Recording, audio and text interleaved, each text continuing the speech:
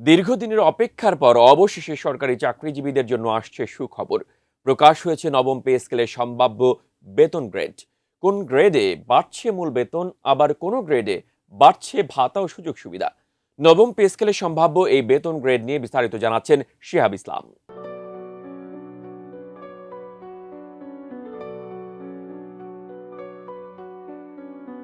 দ্রব্যমূল্যের ঊর্ধ্বগতি, বাড়তি জীবনযাত্রার ব্যয় এবং দীর্ঘদিন ধরে নতুন বেতন কাঠামো না আসায় সরকারি কর্মকর্তা কর্মচারীদের মধ্যে অনেকদিন ধরেই আলোচনা চলছিল নবম পে স্কেল নিয়ে। অবশেষে ২০২৬ সালে নতুন জাতীয় বেতন কাঠামো কার্যকরের সম্ভাবনা সামনে আসায় সরকারি মহলে তৈরি হয়েছে নতুন প্রত্যাশা।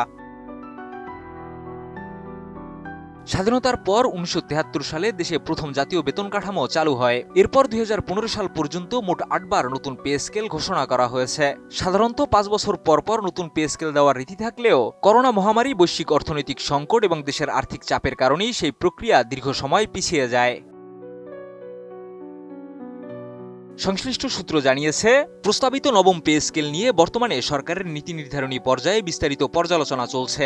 এজন্য গঠিত ১০ সদস্যের উচ্চ পর্যায়ের একটি কমিটি বিভিন্ন সুপারিশ, সরকারি ব্যয় এবং অর্থনৈতিক সক্ষমতা বিশ্লেষণ করছে। বিশেষ করে মূল্যস্ফীতি ও জীবনযাত্রার ব্যয়ের সঙ্গে সামঞ্জস্য রেখে সরকারি কর্মচারীদের জীবনমান উন্নয়নের বিষয়টিও গুরুত্ব পাচ্ছে। বেস্ট ইনগ্রিডিয়েন্ট ও ইউরোপীয় মেশিনে তৈরি মজাদার কেক ফ্যান্টাস্টিক, যে ফানে সবাইকে টানে। সম্ভাব্য খসড়ায় ১ নম্বর গ্রেডের বেতন ধরা হয়েছে ১,৬০,০০০ টাকা। এছাড়া ১০ নম্বর গ্রেডের বেতন ৩২,০০০ থেকে ৭৭,৩০০ টাকা এবং ২০ নম্বর গ্রেডের বেতন ২০,০০০ থেকে ৪৮,৪০০ টাকা পর্যন্ত করার প্রস্তাব আলোচনায় রয়েছে।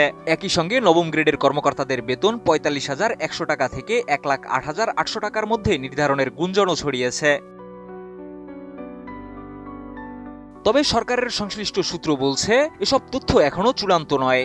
আনুষ্ঠানিক গ্যাজেট বা প্রজ্ঞাপন প্রকাশের পরেই নতুন পে স্কেলের প্রকৃত কাঠামো নিশ্চিত হবে।